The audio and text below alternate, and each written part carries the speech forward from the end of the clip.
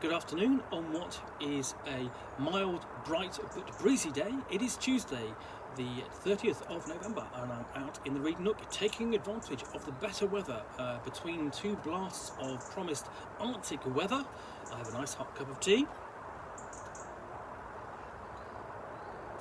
and I have boxes to open. So the next one I'm going to do is this larger one, which is not from Amazon. So here we go.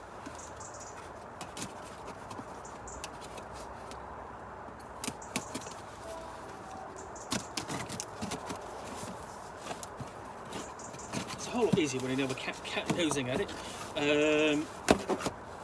So up what I have got inside. I'll show you. I'll pull it out. So it's almost going to give me a double unboxing. Is a copy of Twilight 2000 role-playing game from 1984. This is published by Game Designers Workshop.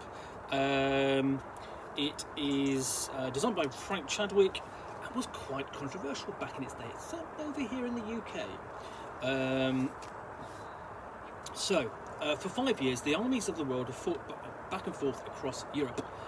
3 years ago, the missiles started flying. Most countries were hit hard in the nuclear exchange, but no one had a decisive advantage, and the war went on. Tanks began breaking down, and the supply of parts gradually dwindled to zero. The sophisticated artillery weapons have shot off all of their ammo, and no one is capable of producing any more. Divisions which started with 20,000 men are lucky to put 2,000 in the field. But the war goes on. You are part of the remnants of the leading US division of NATO's last drive into central Poland. There isn't much in the way of organised military forces left on either side, and the local warlords, militia, and murderous bands of marauding deserters rule the countryside. Your division has been overrun, and your group is hundreds of kilometres from the nearest friendlies. The last message from division headquarters reads, "Good luck, you're on your own." Twilight 2000 is unique in the field of role-playing games. It's set in a post-Holocaust environment, but the characters are modern soldiers thrown onto their own resources by the gradual breakdown of the command structure and civilization. Modern equipment is there, but it's very rare. Gasoline is almost non-existent, so units carry alcohol stills to make their own fuel.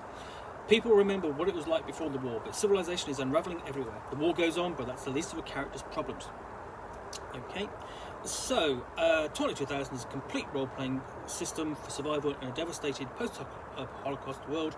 Rules cover character generation, living off the land, encounters, combat skills and skill improvement, medicine, vehicles, ammunition, trade and much more. Combat rules are a major breakthrough. One general combat resolution procedure covers all types of combat: hand-to-hand, melee weapons and small arms fire, and fire against armoured vehicles. Once the basic three-step combat sequence is understood, did you hit, where did you hit, how hard did you hit, combat is quick and easy to resolve, but the wide range of weapons values keeps the system rich in detail. The background to the world war is covered in detail, and extensive material on the state of the world is included to assist the referee. The beginning adventure is actually a campaign, is the most complete adventure of its type to appear in a role-playing game. It not only gets you playing quickly, it provides many gaming sessions worth of encounters and adventures, and then easily blends into your own campaign. Game charts are in a separate chart booklet and arranged so that each two-page spread of charts contains all the information needed to referee one aspect of the game: travel, encounters, personal combat, vehicle combat, etc. So there's no flipping back and forth, searching for the correct chart during play. From the referee's point of view, it is a very user-friendly game. So, Twilight 2000. Now, this came out in 1984 and was an alternate future. Okay, to be. We didn't, at that point, it was at the height of the Cold War, and we didn't know what was going to happen, and it was really kind of scary, because there was the imminent chance of nuclear exchange between the forces of the NATO alliance and the Warsaw Pact, and we were all scared of the Soviet Union. How times have changed. But this, so if you think you've heard of Twilight 2000 before, you may have done most recently because Free League Publishing, the Swedish publisher, have picked up the license, have done a big version of this, and I will link down below to that video. I've done an unboxing and I will get to review it in due course. And I want to do an unboxing of this in comparison, because this is the original, and this is where everyone started. Now, where, as I say, where this is an alternate future, I could basically, because it's 2021, the Twilight 2000 for Free League is an alternate past. A past that never came to be, thankfully. And this was always a problem with the game, because essentially as the years went on, it would get closer and closer to the year 2000, and the designers would have to make adjustments to bring it back on course, to get closer to basically there will be an exchange between the forces of the NATO alliance and the Warsaw Pact, because by 1990, 1991 sort of thing, the Warsaw Pact had collapsed. It had gone. The Soviet Union was gone. And the forces of democracy, commerce, and liberalism had prevailed. Hurrah! Sorry, not trying to be ironic there. So opening up. So essentially, this is a second-hand copy, gone off eBay, and what we have in here. Let's keep going. We have a map of the region. Okay, basically southern Poland, where all of the action takes place. This is a character sheet. This is a character generation sheet. Because it was complex enough that it would actually need a whole sheet to work through everything. The character record sheet itself, I have to say, incredibly uninspiring, not very interesting of itself. And then we get into the play manual. So this runs to just 24 pages. You think these days that when this actually came out, and all of the later editions would be, the books you would have here. Okay, just to show you, that will be double that, because there was an edition later on, a couple of editions later on that would do that, and there's a whole lot more material in the Free League version as well. So we get into players, 24 pages. General background, introduction, die rolling conventions and so on, character generation. And what's great about this is essentially is that we have a really good piece of in-game sort of like fiction covering, talking about the different people, different types of characters you could play, and it feels right. I can remember reading it and enjoying it back in the day. And you basically, the character is playing, you roll a character, you're talking about military experience, his coolness under fire, how many rads he has, because essentially, unfortunately, modern warfare means nuclear, biological, chemical exchanges. So all the players will be suffering from a certain number of radiation damage, and we're talking about as well. Then we're talking about army, nationality, language, rank, and so on, and service branch and speciality, and all sorts of stuff like that. But accompanied by, I would say, some really decent artwork as well. And certainly, if you like your guns, and this was a game that kind of did appeal to people who liked their guns. There's no denying that. It's got some very good illustrations in here. And then we have things, basically talking about upkeep, foraging, fishing, hunting, fuel, vehicle maintenance. All things you probably wouldn't normally talk about in a military style game. But unfortunately you had to, because nobody was going to basically turn up with the next next truck loaded with rations, and if they were, so you can have a fight about them. And this covers everything: melee combat, fire combat, direct combat, vehicle combat. Now the thing is with this game is degrees of complexity, and vehicle combat we did find complex,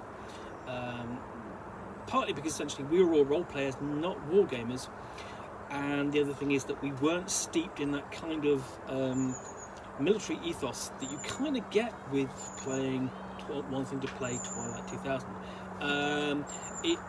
Let's not beat about the bush here. It was very much a gun bunnies kind of game, running around with weapons and using them and shooting people and stuff like that, and that's fun enough. But this game itself was decently supported over the years. Lots of supplements, listing different types of weapons and scenarios and telling the story. There are a couple of essentially, obviously the first thing you probably go and get is a scenario called the Free City of Krakow, which would describe the situation in Krakow in southern Poland and the factions involved there. So you have factions essentially on the Allied side. You'd have two governments, primarily military government and civ government for the US, because it's split, and because essentially neither can agree as to who is the legitimate government, and that would dog the American side for decades to come. Although that would be sorted out essentially when going forward in the history, essentially the future history of this game would become the back history of the role-playing game Traveller 2300, which would become 2300 AD. And then you also had all the Soviet forces and intelligence agencies and the local forces, Polish forces as well. So we have skills and attributes test part 2. And there's surprisingly a lot of content and rules in here, really kind of pared down. I've forgotten just quite how pared down it was in terms of its presentation. These days, this would be a thick book, and if you look at the basically Twilight 2000 package, it's a big book. There are 2 big books, and everything you need. And essentially, the rules themselves is sort of like for skills and attributes. Vehicle damage and so on. So that's 11 pages. Then we're on basically page 12. We're on to encounters already, which a bit surprising, but there you go.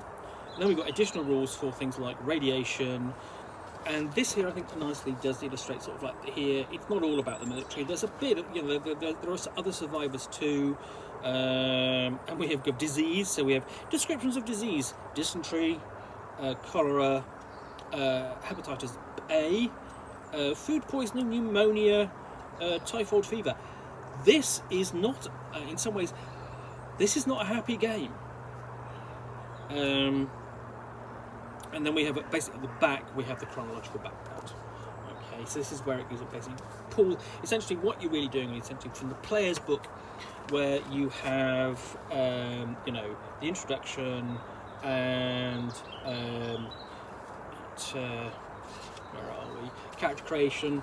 It's pulling away from basically from the personal in the player's book out to where you've got the broad overview of what's going on in the referee's manual out to the chronological background. And this is several pages basically covering from 1995 through to the year 2000. And essentially, assuming, of course, that the Soviet Union survives, because we didn't know any better, because we had no idea, of course, we thought it would go on and on. And then we've got the description of the background of Poland, the immediate area where they start playing, and then notes to the referee at the end. So yeah, okay, so there's a certain brevity in here. So, but then also we've got here equipment list. Quite extensive, and covers everything military, so if you want a heavy machine gun or a shotgun, or as everyone went, okay, we'll go and grab I don't know, let's have a look, assault rifles.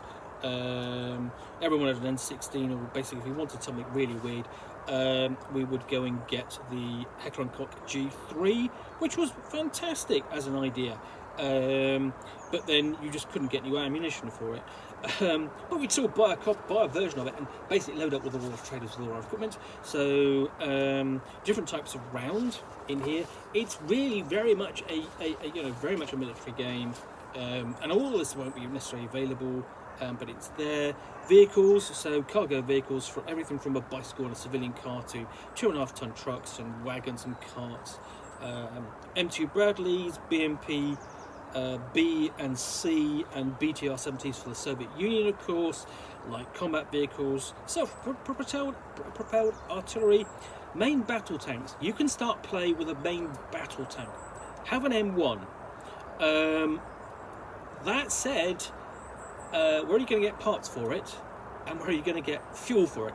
And essentially, a lot of the game would be you trying to get fuel for it. And then we've got a scenario, which is the beginning of the game, escape from Calais.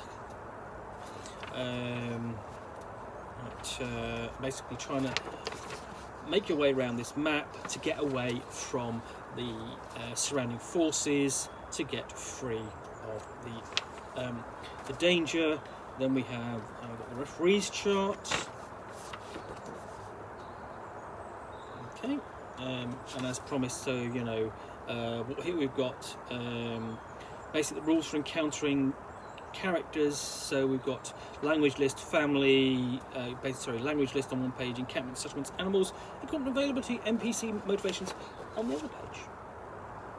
Very, I mean, you know, very matter of fact layout, and clean, tidy, readable, and then essentially the box is out of order, but that's fine because the notable bit of colour we have is what's in this box. Here's the sheet.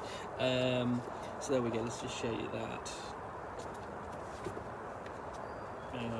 And then got another. Oh, here's the errata. Here's a sheet of errata already. And then we've got the campaign map, bigger map. There we go. Of Poland. I'll just turn it up the right way.